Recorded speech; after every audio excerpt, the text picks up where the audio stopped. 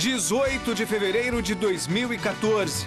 FIFA decide manter Curitiba como cidade sede para a Copa do Mundo. Falando em Copa, Filipão garante seleção brasileira como a favorita para a conquista do Mundial. Alexandre Pato é apresentado como novo reforço do São Paulo e afirma que a saída do Corinthians em nada tem a ver com a invasão de torcedores ao CT Joaquim Grava. O Palmeiras enfrenta o Ituano no Pacaembu. É o único time invicto neste campeonato paulista. Antes do jogo, o técnico Gilson Kleina vem à feira para comer pastel. Nós vamos esperar. Enquanto isso, Maria, o de sempre. É o de sempre, esse, Maria? Sim. Tá bem fritinho? Bem fritinho, do jeito que você gosta. Tá bom. Daqui a pouco tem mais Palmeiras aqui na TV Gazeta. Até já. E ainda, Osasco derrota o SESI pela Superliga Feminina e aumenta a série invicta. E a busca por um centroavante para a seleção brasileira. O Gazeta Esportiva volta já.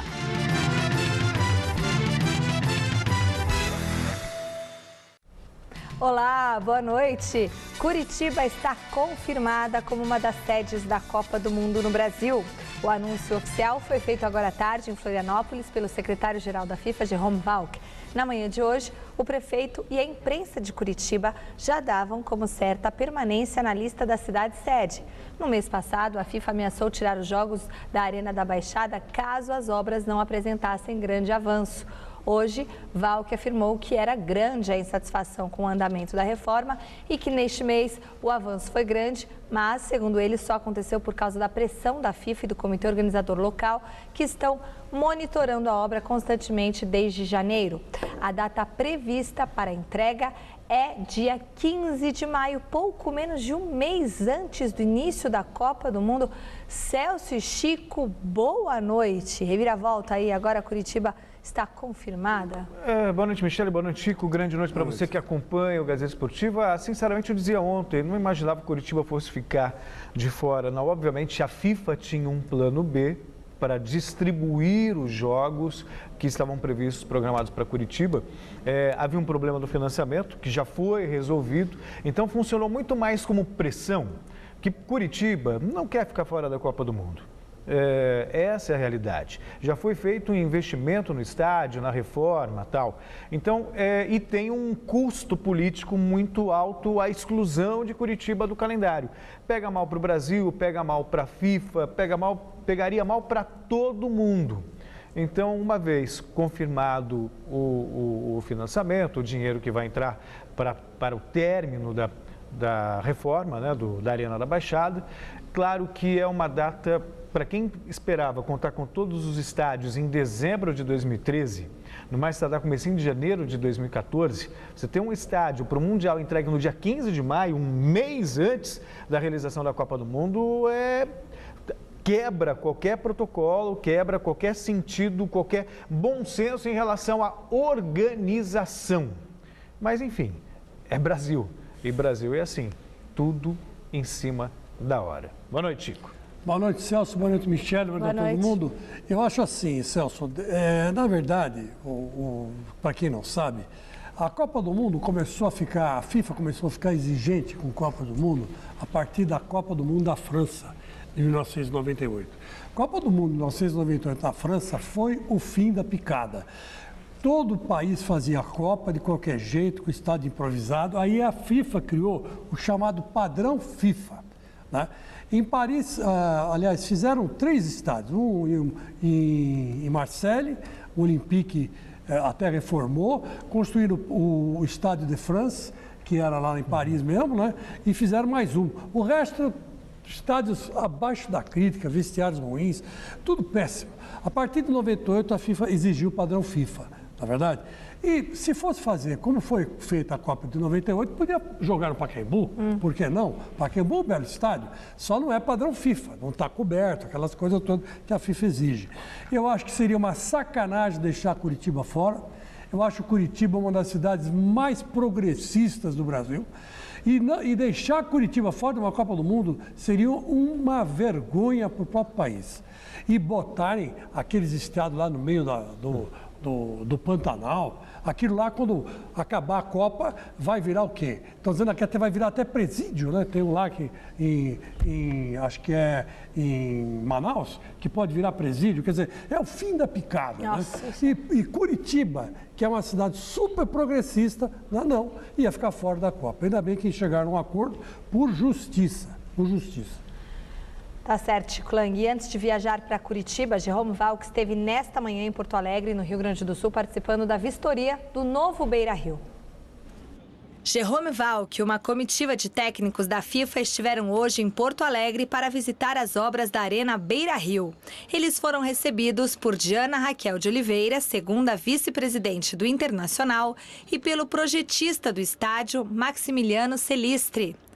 Eles fizeram alguns questionamentos sobre a estrutura de tecnologia e sobre essa pavimentação do entorno. A Diana fez os esclarecimentos e foi bastante pontual a visita.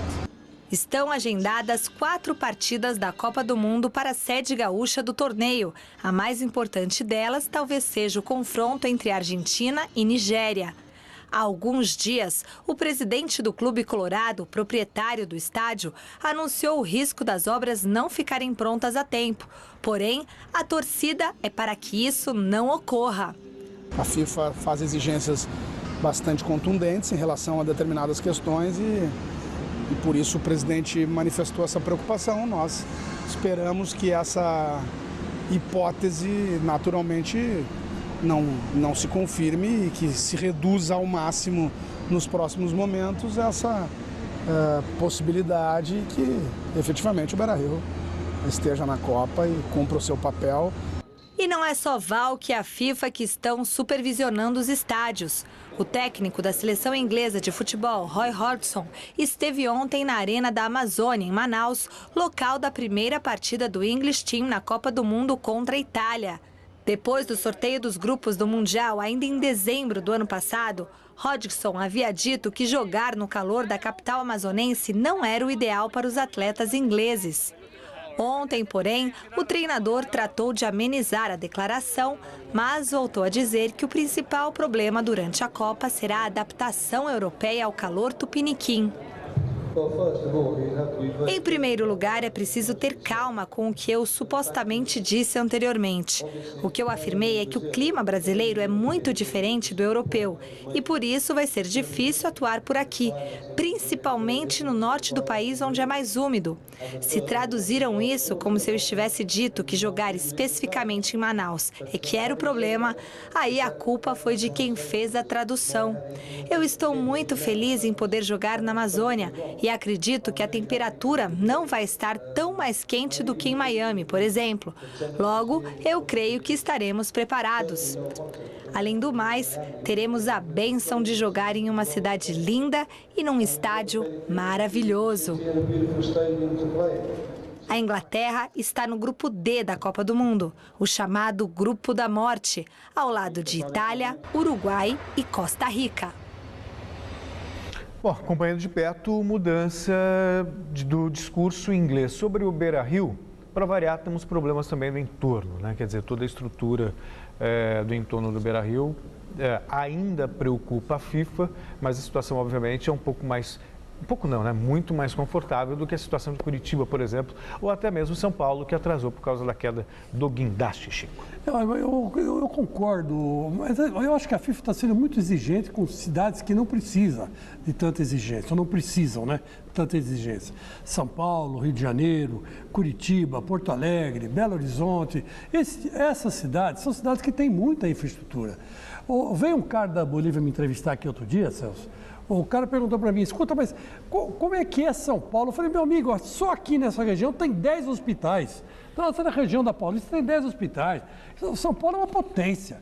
Curitiba também não é tão grande assim como São Paulo, mas é. Porto Alegre é a cidade que eu moraria se eu não morasse em São Paulo. Uma cidade bonita, gostosa, cidade de gente linda, né? Gente bonita tem lá. em Porto Alegre. Então, essas cidades não podem ficar de fora da Copa. É lógico que o entorno é a coisa mais fácil que tem para fazer. Ainda mesmo porque, né, tem a dó. O estádio Beira-Rio é um estádio muito bem equipado, muito bem feito. Eu tive lá várias vezes, e cobrindo jogos de internacional e cobrindo jogos da seleção brasileira. Então, quer dizer que não tem desculpa.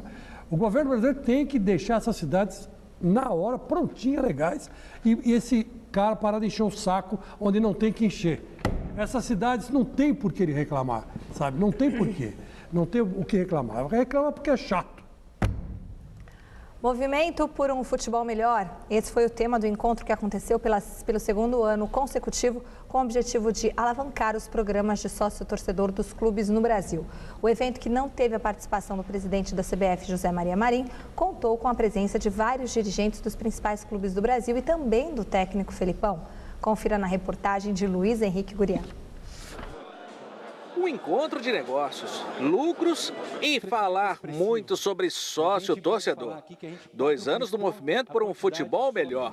45 clubes participantes, 23 deles da chamada elite. Juntos, uns reclamam. É lamentável? É. Vamos recorrer. Nós mostramos a nossa insatisfação. Vamos buscar junto ao presidente da federação e junto à comissão de arbitragem o porquê da atitude do árbitro. Simplesmente dizer que foi um erro, muito vago, porque a função dele, ele está ali para isso, nós entendemos, somos seres humanos, podemos errar, mas ele tinha tudo para validar o gol, porque ele estava muito próximo, só se ele tem problema de visão. Sucesso no Campeonato Paulista, único invicto na competição, o Palmeiras em acerto mais rápido do que o esperado. Eu confiava muito nesse elenco o ano passado, até discordava da opinião de algumas pessoas que achavam que era um grupo fraco e que ia cair em 14 para disputar o tricampeonato em 15. Eu discordava, mas uma coisa é você discordar, outra coisa é na prática a coisa começar a acontecer. Só que eu reputo como a maior vitória da nossa administração até agora, ter recuperado a autoestima do torcedor e a autoconfiança do grupo de jogadores. Eu reputo essa como a nossa maior vitória. A luta lusa para fugir do rebaixamento. A Portuguesa trabalha com a Série A. Da minha maneira de ver, é Série A, até porque já falei aqui que nós conseguimos isso dentro do gramado. E não é dentro do escritório, dentro do emprego que nós tenhamos que sair fora da Série A. E a justiça comum, presidente, o que o senhor diz? Olha, eu acho que quando se sente injustiçado, naturalmente tem que ir para a justiça maior, que é a federal, como eu já disse aqui, entendeu? Acho que é um direito que nós temos, entendeu? Infelizmente, está acontecendo com a Portuguesa, coisas que aconteceram com outros clubes que foi resolvido bem diferente. Então, acho que está esgotado a justiça desportiva, só nos resta realmente ir para a justiça comum. Caso Neymar, o Santos quer esclarecer de vez os números reais da saída para o Barcelona. O senhor entende que houve uma falha de quem? Do Santos na questão da documentação? Não há 100% de clareza por parte da família do Neymar. O Barcelona também tem culpa nisso. De quem que o senhor atribui a culpa nesse momento? Eu acho que é um erro do ponto de vista ético, né? As empresas que representam o Neymar têm negociado com o Barcelona em 2011. Eu acho que isso é inaceitável, né? Independente de carta ou não, a carta não permitia isso. Eu acho que a gente agora, diante disso, tem que conhecer os documentos para formar um juízo de valores. Quem fechou o encontro, o técnico da seleção brasileira, Luiz Felipe Scolari. Felipão já garantiu um titular na seleção dele. Deus, falou da alegria de jogar em casa. Lembrou que o último título, quem ganhou com a seleção, foi ele. Por isso, se perder, tem desconto. Mas voltou a falar com muita convicção a respeito do Brasil, campeão do mundo outra vez. Como é que eu posso passar a todo um público, a todo um país, que meu time, não acredito na minha seleção? Não vejo meus jogadores com condições. Se vocês observarem as seleções de outros países, nós devemos respeitar, sim. Claro. Mas no cômputo geral, a nossa seleção é melhor. Se nós somos 5 vezes campeões do mundo, e quem é campeão do mundo uma vez acha que é o maior, se nós somos 5, poxa... Você está falando da Espanha? Não estou falando de ninguém. Nós temos grandes jogadores, nós temos uma equipe organizada, nós temos um ambiente, e nós temos o quê? Vocês, o povo, a população. Então, se nós temos o 12º, nós sempre temos 12 em campo, não temos 11. Somos melhores. E mais ainda, qual foi o último técnico do Brasil campeão do mundo? Eu. Se perder, e antes de você, continuo sendo eu. Antes de você, quem foi? Parreira. Vocês estão juntos agora? Claro. Então. Mas veja bem, se perder agora, continuo sendo eu o último.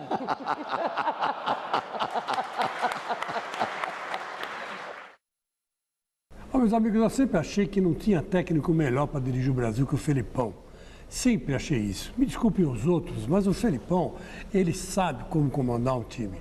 E eu acompanhei o trabalho dele em 2002. Em 2002, a seleção também saiu daqui sem prestígio nenhum, se classificou na última rodada, o Luizão estourado, gol do Luizão. Foi um fim de feira, mas tudo aquilo reuniu, né, forças para aquele mesmo grupo ir para a Coreia e para o Japão e ganhar, né, o pentacampeonato do jeito que ganhou.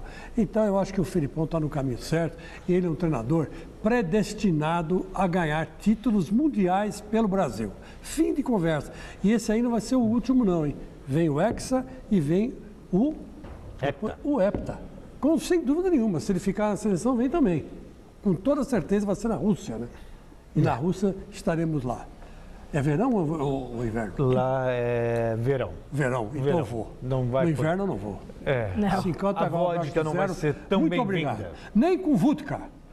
Nem com vodka enfiada lá, né? No gelo. Os caras lá fazem isso mesmo para esquentar, né? Mas não, vai estar verão. Não vai precisar. Mas se você levar o Bruninho para lá, tem que levar e pôr um pouquinho de vodka numa madeira dele. Senão não. O Felipão está na dele, né? Falando sobre a seleção, vendendo o peixe dele. Está em casa, tem um bom time. O Brasil resgatou muito da autoconfiança e do prestígio com a conquista da Copa das Confederações e de maneira implacável, vencendo a Espanha, que tinha ganho tudo. Copa do Mundo, 2 Eurocopas, blá, blá, blá. Então isso deu um moral. O Felipão tá certo, pode cantar de galo, sim. Ele falou certo, fator casa, torcida. Só que a gente não pode considerar que tem seleções muito fortes. Quer dizer, eu acho que o Brasil é um dos candidatos, mas você não pode menosprezar uma Alemanha, por exemplo, que eu acho que vem para brigar pelo título. Uma Argentina, que é a nossa vizinha, tem um problema defensivo, é verdade, mas é um timaço. E não reclama do calor, né? Porque lá fez um calor danado. E a própria Espanha, que convenhamos, continua sendo um timaço. E no embalo do técnico Felipão, o atacante Fred aguarda com uma certa expectativa o sonho de voltar à seleção brasileira. Tudo indica que o 9 da seleção desse cara aí seja ele. E por merecimento? Eu sei que o que eu fiz, principalmente quando o Felipão chegou, foi muito bom para mim. Eu passei essa confiança, essa credibilidade para a seleção, para vocês da imprensa também. Mas o que aconteceu nessa Copa das Confederações não vai assegurar a minha vaga para a Copa do Mundo, né? Então eu sei também que eu tenho que continuar trabalhando, evoluindo, mostrando uma boa evolução aqui no Fluminense. Amigo, e para essa evolução acontecer é preciso colocar a bola para dentro. De todos os atacantes do Fluminense que jogaram nesta temporada, Fred é o único que ainda não marcou. Agora a única coisa que falta é jogar a bola para dentro mesmo.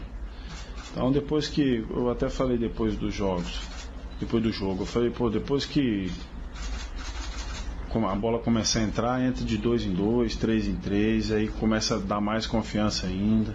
E se a convocação para o último amistoso antes da Copa vier, Fred está... 100%. Pro jogo de quarta, se Deus quiser, até o fim da temporada, 100%. Hoje eu tô 100%. Agora é hora de mostrar serviço. Primeiro no Flu e depois na Seleção. Eu sei que o Felipão confia em mim e o que eu quero fazer, primeiro aqui no meu clube, é passar para minha torcida, para minha família, para vocês, que eu tô me dedicando muito, assim, sabe? Eu quero estar bem aqui, eu quero passar essa confiança primeiro pro meu clube e a mesma coisa do clube eu quero levar para a seleção também. Todas as vezes que eu passei por momentos difíceis e pessoas confiaram em mim, valeu a pena para mim. Eu dei a volta por cima, eu fui bem, foi assim na seleção com o próprio Filipão, com o Parreira, e eu tenho certeza que vai ser aqui, porque o Renato também e a comissão técnica tem me dado muita moral, tem me dado muita força, e eu tenho certeza que vai ser, no final vai dar tudo certo, aqui no Fluminense, na seleção. Bom, enquanto o Fred aguarda uma possível convocação, o Gazeta Esportiva mostra para você uma matéria especial com atacantes que fizeram muita história com a camisa canarinho em Copas do Mundo. E de quebra deixa algumas sugestões que podem contribuir com o técnico Felipão na escolha do futuro homem-gol no Mundial.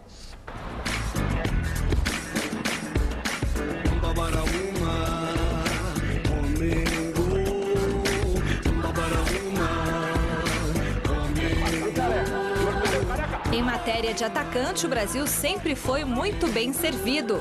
Serginho Chulapa era o camisa 9 na Copa de 82. Joga bola, jogador! Depois foi a vez de Careca herdar o posto. Joga bola,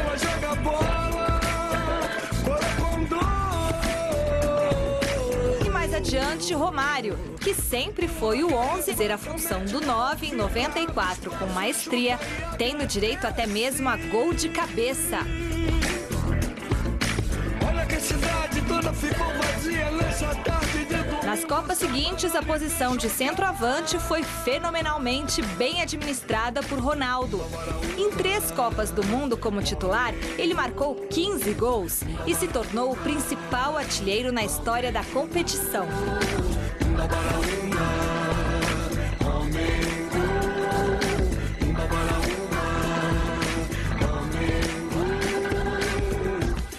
Em 2010, o comando do ataque foi de Luiz Fabiano e ele até agradou, mas o fraco desempenho do time prejudicou todo o elenco na época treinado por Dunga.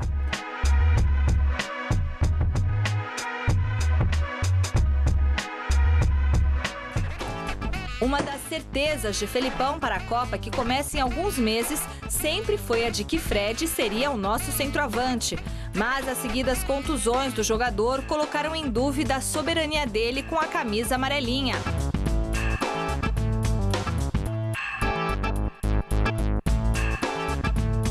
O bom desempenho de Jô e Diego Tardelli no Atlético Mineiro também os credenciam a brigar pela camisa 9.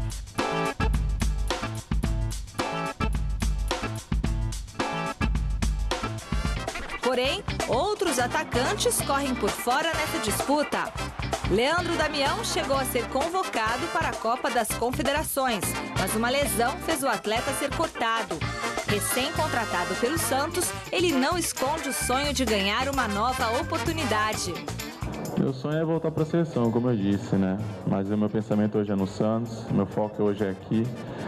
E eu tenho que fazer meu papel aqui para depois pensar em seleção. E sim, o meu pensamento hoje é total no Santos. Outro que vem tendo boas atuações é Allan Kardec, do Palmeiras. E as especulações em torno do nome dele já começaram. É claro que você escuta uma pessoa aqui, outra pessoa ali, você tem um pouco de expectativa, mas eu acho que tem que manter os pés no chão. Tem que continuar trabalhando, porque eu acho que é tudo consequência de um bom trabalho no seu clube. Sem nenhuma convocação no currículo, o brocador Hernani, do Flamengo, artilheiro da última Copa do Brasil com 8 gols, pode ser uma opção.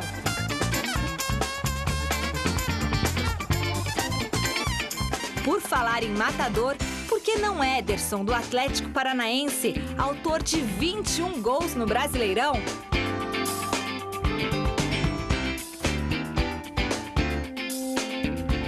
A verdade é que se estivessem em boa fase nomes como Pato, recém-chegado ao São Paulo, Adriano Imperador, novidade do Furacão para Libertadores, e até mesmo o fabuloso Luiz Fabiano, entrariam sem sombra de dúvidas nessa lista.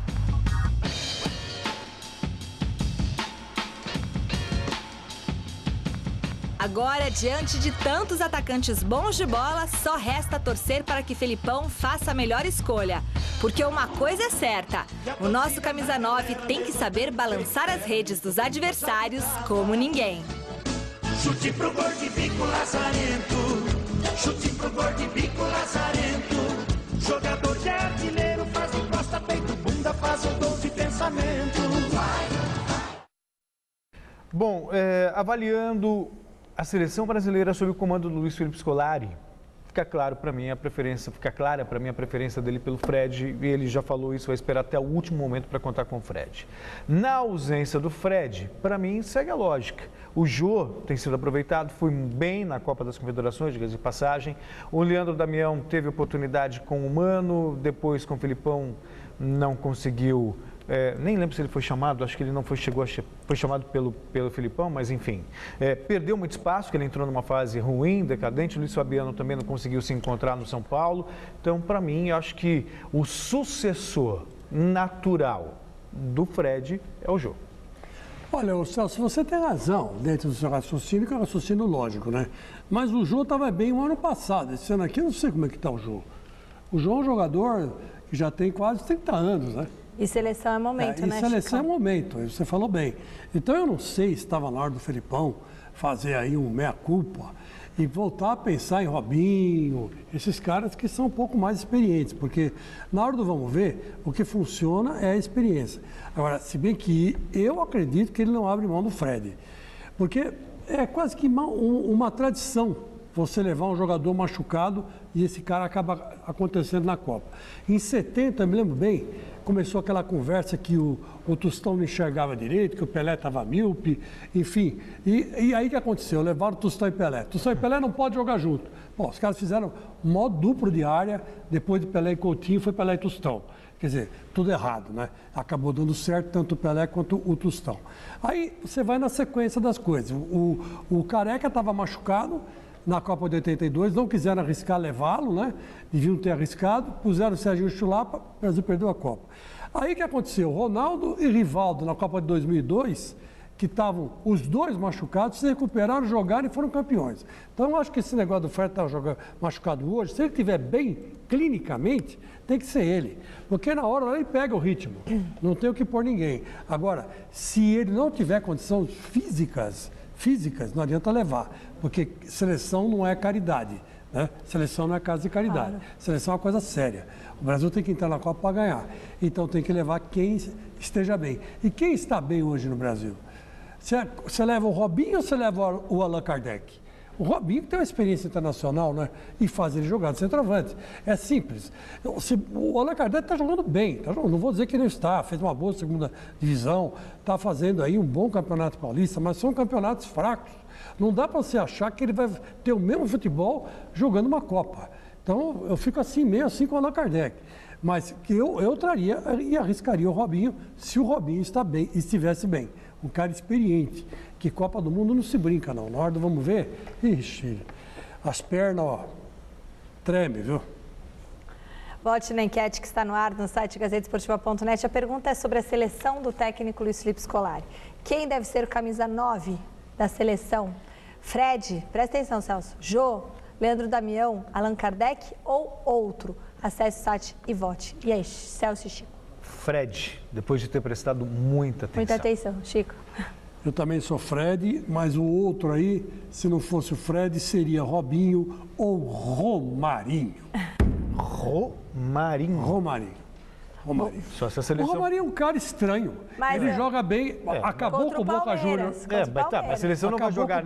A seleção não vai jogar nem contra o Boca, nem contra o Palmeiras. Mas tem algum time de verde pela frente? Camarões. Então, pode pôr o Romarinho, que ele pensa que é o Palmeiras. Sim. O Romarinho vai olhar e vai olhar, é o Palmeiras. Então ele vai lá e faz gol. Pelo menos aí depois tem de azul e amarelo. Pega uma Holanda, ele vai pensar que é o Boca. Então ele, México, vai jogar de azul e amarelo. Não, o México joga de verde. Joga de verde. Então põe o Romarinho. Essas coisas funcionam no futebol. Azul e amarelo tem a Suécia está fora, tem a Bósnia. Tem a Bósnia. Pegamos a Bósnia, damos um cacete, põe o Romarinho, faz 5 gols. Bom, o resultado sai no final do programa de hoje, tá certo? Tênis, começou a disputa do Rio Open, torneio ATP 500, que pela primeira vez acontece no Brasil. Ontem, Tomás Bellucci venceu o colombiano Santiago Giraldo de virada 2-1. Nas duplas, Bruno Soares e o austríaco Alexander Peia venceram a dupla formada por André Sá e o argentino Juan Mónaco, também por 2-1. Mônaco será o adversário de Bellucci nas simples. E nesta tarde, o argentino venceu o compatriota Horácio Zeballos por 2-0. Daqui a pouco, às 7 da noite, o espanhol Davi Ferrer enfrenta o francês Jeremy Chardy. Um pouco depois, às 9h30 da noite, tem a estreia de Rafael Nadal, gato selvagem. O número 1 do mundo encara o também espanhol Daniel Gimeno Traver. Muito bem. Vôlei, depois da decisão no Campeonato Sul-Americano, SESI e Osasco voltaram a se encontrar, desta vez em mais uma rodada da Superliga Feminina. E a festa foi das meninas do Osasco que venceram o jogo e aumentaram o recorde para 21 jogos sem derrotas na competição. Há pouco mais de uma semana, o Osasco perdeu em casa o título sul-americano de clubes para o SESI. Ontem, as duas equipes se reencontraram pela Superliga e o desfecho foi outro. Na primeira parcial, um jogo pegado, lá e cá. Um pouco melhor, o SESI se manteve à frente do placar a maior parte do tempo. Com o bloqueio funcionando, um pedido de tempo poderia quebrar o ritmo das donas da casa. E foi exatamente o que aconteceu. Na volta, o Osasco cresceu e virou a partida nos pontos decisivos de Sheila, 21-18.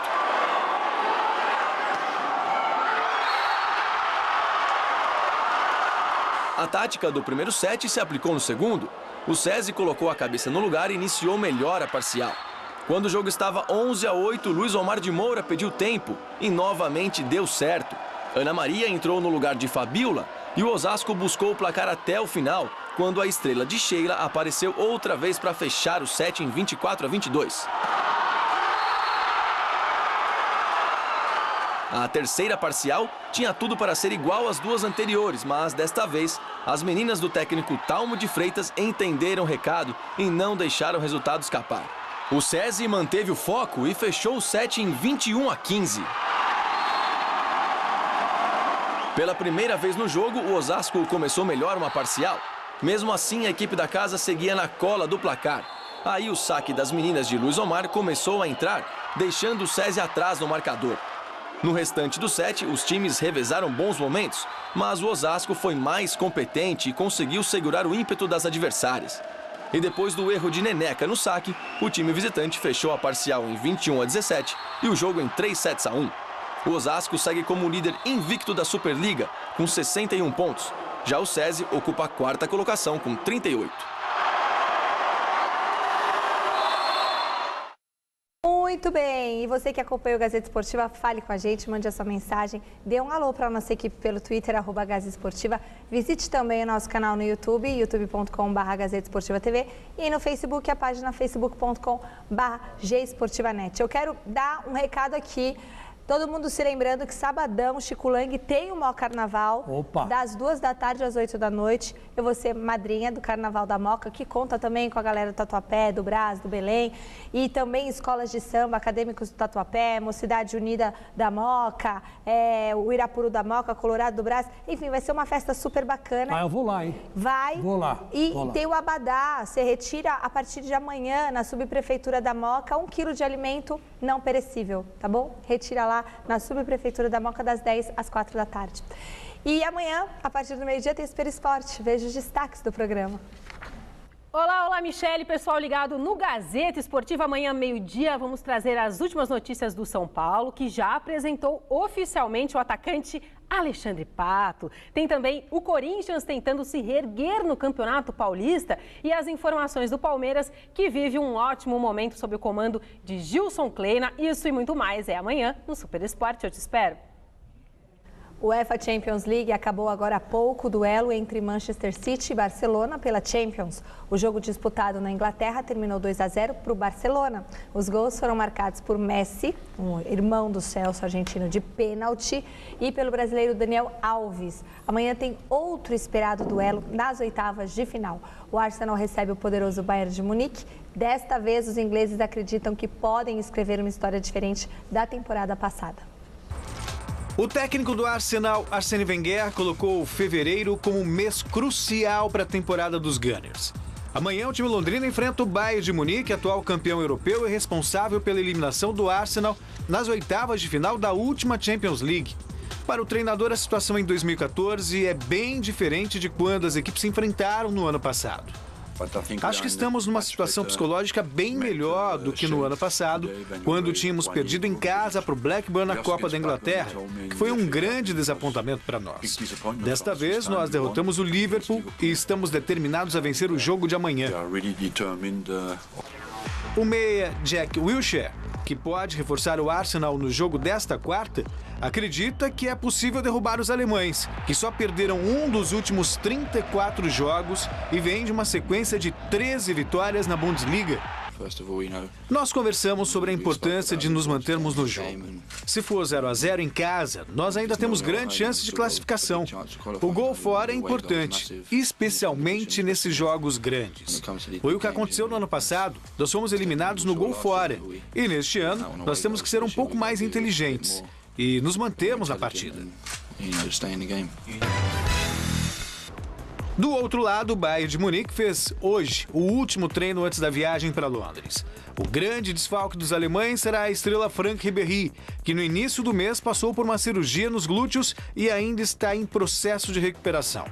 Para piorar, o suíço Shaqiri, que vinha substituindo Ribéry, se lesionou no confronto com o Freiburg no último final de semana e também está fora da partida. Com os desfalques, Pep Guardiola terá que improvisar um substituto no lado esquerdo do ataque. A Michele falava da vitória do Barcelona por 2-0 lá na Inglaterra contra o Manchester City. E o Paris Saint-Germain também venceu hoje. Fez 4-0 no Bayer Leverkusen, 2 gols do Ibrahimovic, um do Lavezzi e outro do Matuidi. Portanto, bela vitória também fora de casa conquistada pelo time francês, que segue aí como um dos favoritos para a conquista da Liga dos Campeões da Europa. Esse Paris Saint-Germain é um time chato, né? Tem investimento sempre também. Chega, né? Sempre chega, né? A propósito, pelo quem acompanhou a partida, o Lucas, para variar, apagadaço.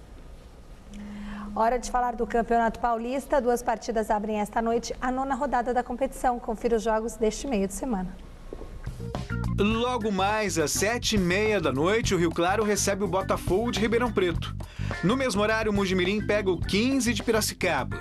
Amanhã, às 3 da tarde, o Audax Osasco tem pela frente o Bragantino. Às 7h30, o Penapolense tem encontro com a Portuguesa, enquanto que a Ponte Preta faz o confronto diante do Linense. Às 10 da noite, o Corinthians vai a Rio Preto visitar o Oeste. No mesmo horário, o Palmeiras tem compromisso com o Ituano. Na quinta-feira, às 7h30 da noite, o Santos encara o Atlético Sorocaba. O Comercial mede forças com o Paulista de Jundiaí. E fechando a rodada às 9 da noite, o São Paulo vai ao ABC Paulista enfrentar o São Bernardo. Ele chegou com a missão de tirar a Portuguesa das últimas colocações. Comandou a equipe nas últimas 3 partidas e não perdeu nenhuma. Ganhou 2 jogos e arrancou um empate com o São Paulo em pleno Morumbi. Conheça agora um pouco da personalidade do trabalho que o técnico Argel Fux está fazendo para recuperar a Lusa no Paulistão. Vai pedir para o técnico da Portuguesa fazer uma pose séria em frente à câmera. A resposta do cara é direta e na lata. Não? Tá, o homem é sério mesmo, não quer brincadeira. Tá certo, tá certo. Meu trabalho não dá pra brincar mesmo. Tá bom. Argel Fux não brinca em serviço. No futebol, você trabalhando muito já é difícil. Imagina quando você não trabalha. Então tem que trabalhar, né? Não é só motivação, é trabalho, é motivação, é conhecimento, é parte tática, parte técnica. E é o que a gente tem feito aqui na Portuguesa. Ele cobra, exige, conversa com os atletas, com o Cartola, não para. Agita o ambiente e, quando é preciso, mostra como se faz. Vamos, Caio. Tá lá fora, Caio. Tem que entrar. Aí, ó. Você já tinha trabalhado com um técnico tão cheio de energia assim? Olha, que eu me lembre, não. O Argel é o primeiro treinador que eu pego assim. Tá bacana? Sim, é importante, né? Que ele conhece os jogadores, ele já atuou nas 4 linhas, então ele sabe bem como que fica o jogador. É a forma dele, né? Quando ele chega nos times, tá motivando o grupo, todos os jogadores e acho que vem dando certo. Né? Até do bobinho, ele participa ativamente e lança desafios. Se nós der 20, agora eu pago o churrasco.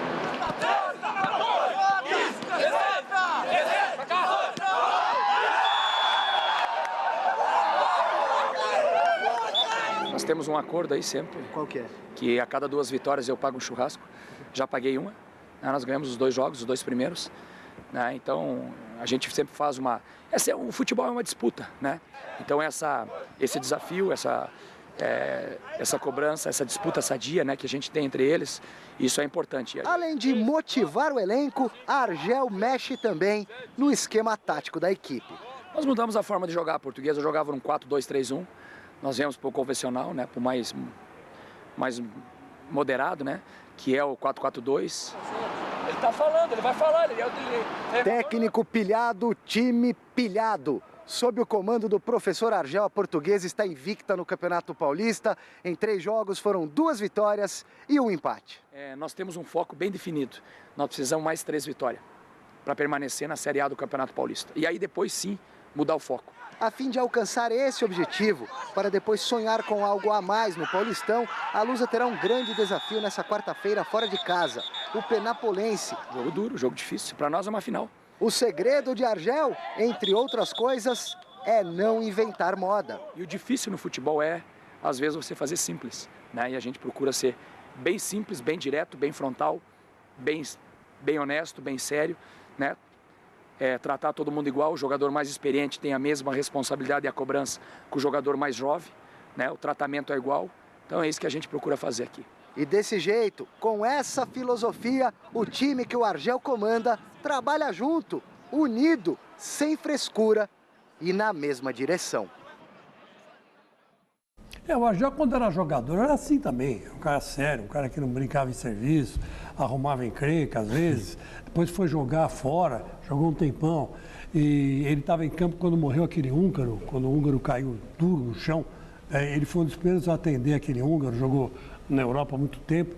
Enfim, me parece um bom treinador. Por exemplo, o jogo que eu vi, que eu pude ver com mais tranquilidade, foi o São Paulo e Portuguesa. E a Portuguesa, realmente, com ele, mudou totalmente.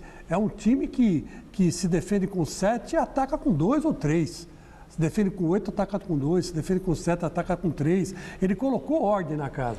E arrumou um goleiro chamado Tom, que é um bolão. Esse menino aí é o novo Dida. Pode escrever o que eu estou falando. Ele, negão, grandão, alto, com reflexo espetacular. O ano passado ele era o 3º goleiro.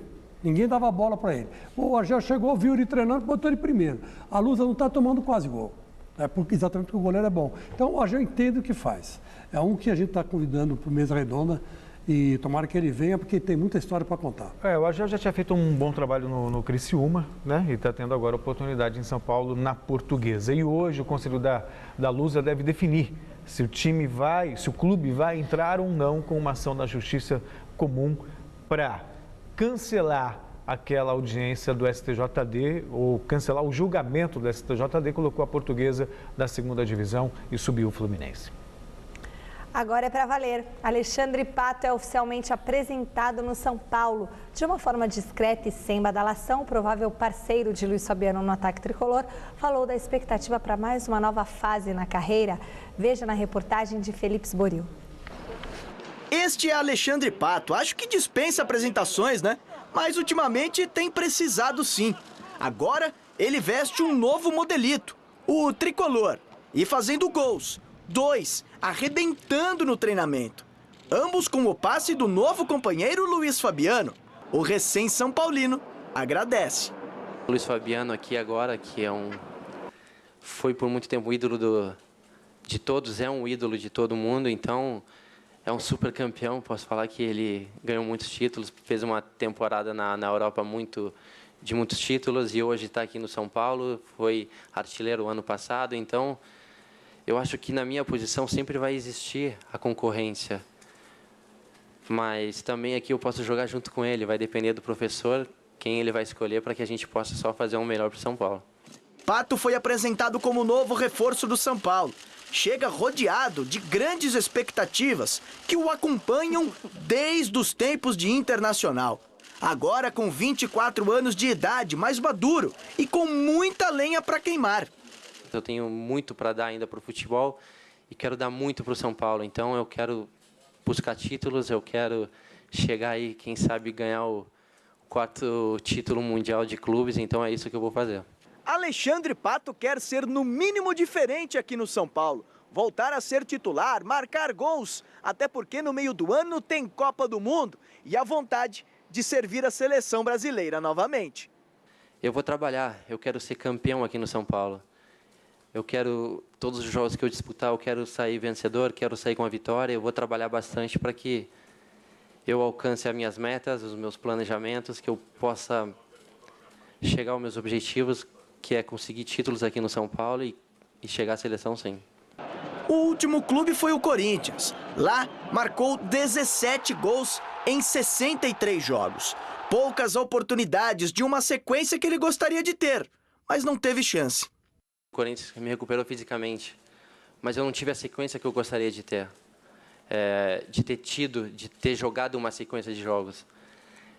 Então, eu acho que os minutos que eu joguei, o tempo que eu joguei, eu sempre tentei demonstrar o meu melhor. Acabei fazendo 17 gols, acabei sendo o artilheiro do Corinthians com menos tempo jogados, mas eu sempre trabalhei, eu sempre dei o meu melhor. Uma saída do Corinthians e a chegada ao rival São Paulo. Alguns torcedores já andaram pegando no pé de Pato. Uma cobrança que já começou, antes mesmo dele entrar em campo. Eu passei de um rival para o outro, então eu entendo a torcida. É uma coisa natural, tanto da parte da imprensa, tanto do torcedor, como até mesmo dos colegas, e principalmente a minha. Eu me questiono muito, eu me cobro muito. Eu chego em casa, eu vejo os jogos, quando eu erro eu fico muito bravo. No treinamento eu me cobro muito, então a mais principal é a minha, o meu questionamento do meu trabalho. Tá aí, Pato, mais uma chance, era o que você queria. Se aproveitar, é o torcedor do São Paulo que vai agradecer. Talvez eu esteja na contramão da maioria, mas eu acredito no sucesso do Alexandre Pato. Acho até que faltou paciência com ele no Corinthians. Ele jogou um ano, não viveu um bom momento, é verdade, mas é jogador que você não pode abrir mão assim.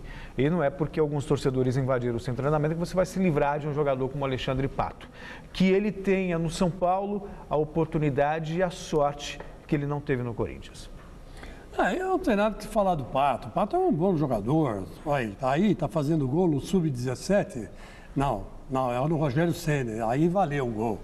Mas tudo bem, tomara que ele se dê bem. Porque se ele se der bem, o Corinthians vende, né? Porque isso é uma trolha que não tem tamanho, não deu certo no Corinthians. Tomara que dê certo no São Paulo para fazer a ponte com o exterior e voltar dinheiro para o cofre do clube, né? Hoje, o zagueiro Lúcio e o técnico Gilson Kleina tiveram uma manhã diferente. Os dois participaram de uma ação de marketing do Palmeiras, que lançou na Praça Charles Miller a nova camisa branca para o ano do centenário. Aproveitando a feira livre que ocorre no local, o treinador deu uma voltinha pelas barracas. Luiz Henrique Curian esteve com ele. Estamos na feira do Pacaembu, o técnico Gilson Kleina passeando por aqui, junto com seguranças do Palmeiras, a TV Palmeiras também, os feirantes conversando com ele, fazendo pedidos, ele muito à vontade aqui, tá falando de pastel agora. Pizza.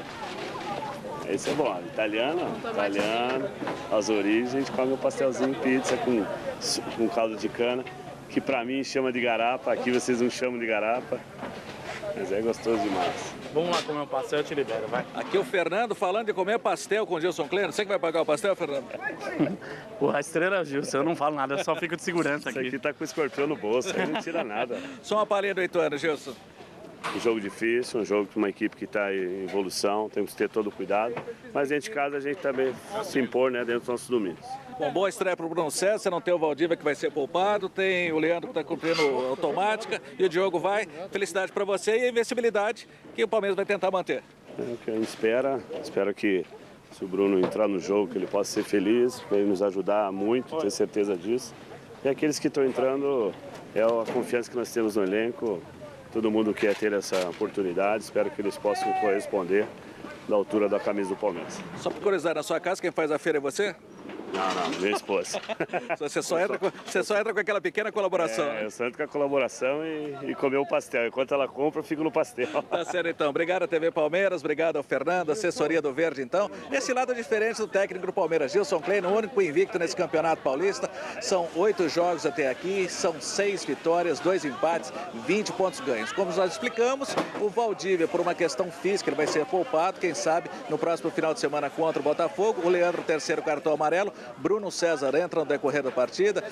Diogo também está firme para esse jogo. Mendieta vai também para essa partida contra o Ituano, aqui no Pacaembu, às 10 da noite. O Gilson aproveitou para, no período de hoje da manhã, fazer aquela boquinha por aqui, garantir essa conversa com os feirantes também. É um lado diferente do futebol no Palmeiras. Palmeiras que tem nova camisa para comemoração do aniversário, centenário. Vamos conferir uma camisa branca. Aí você vê no detalhe a nova camisa do Palmeiras comemorativa. Gostou, Chico? Gostei porque tem um pezinho antigo do Palmeiras, né? Que é o tradicional. Tem o Ficou bacana, verde assim. na gola. Bonito, né? Também achei bonita. Gostou, Celso? Gostei. Uma verdadeira decisão. É com esse espírito que os jogadores do Corinthians se preparam para enfrentar o Oeste e manter vivas as chances de classificação para a próxima fase do Paulistão. O repórter Osmar Garrafa esteve no CT Joaquim Grava acompanhando mais um treino do Timão. Confira. Apesar da evolução da equipe no empate contra o Palmeiras, a situação do Corinthians não é nada boa no campeonato. Com apenas 8 pontos, o Timão ocupa a lanterna do Grupo B e está a 7 do Ituano, que é o segundo colocado. Além disso, o Corinthians amarga a série de 6 jogos sem nenhuma vitória. Nos últimos 6 compromissos, foram 4 derrotas e 2 empates. Para garantir uma das 2 vagas à próxima fase do campeonato estadual, a equipe precisa voltar a vencer. O próximo obstáculo é o Oeste, amanhã à noite em São José do Rio Preto. E o último treinamento antes dessa partida foi cercado de muito mistério. Mano Menezes comandou o aquecimento e a primeira parte dos trabalhos sem a presença dos jornalistas, que tiveram que aguardar na sala de imprensa. Se isso ajuda ou não, ninguém sabe. O que sabemos é que o técnico corintiano não vai contar com o Guilherme. O jogador está suspenso pelo 3º cartão amarelo e vai ficar de fora. Emerson, que cumpriu suspensão, está à disposição. De acordo com a movimentação desta tarde, o Corinthians já está pronto para a partida de amanhã e sem grandes novidades em relação à equipe que enfrentou o Palmeiras. A única novidade deve ficar por conta da entrada de Danilo no meio-campo em lugar de Guilherme. Emerson, mesmo voltando de suspensão, deve ficar no banco aguardando nova oportunidade, porque Guerreiro deve ser o titular ao lado de Romarinho. Com as imagens liberadas na segunda parte do treinamento, o que mais chamou a atenção não foi o trabalho com bola, e sim a presença de policiais militares da Ronda Escolar, que quase todos os dias têm comparecido ao CT corintiano. E ao perceberem que estavam sendo filmados, parecem que resolveram ir embora e dar segurança a quem de direito. Resultado final da enquete do site gazetesportiva.net. Quem deve ser o camisa 9 da seleção brasileira? Allan Kardec, 38%, outro, 23%, Fred, 16%, Jô e assim vai, tá bom? O programa termina aqui. Amanhã, às 6 da tarde, tem mais Gazeta Esportiva. Fique agora com o Jornal da Gazeta. Boa noite, tchau. E aonde a gente se encontra daqui a pouquinho. Até já. Tchau.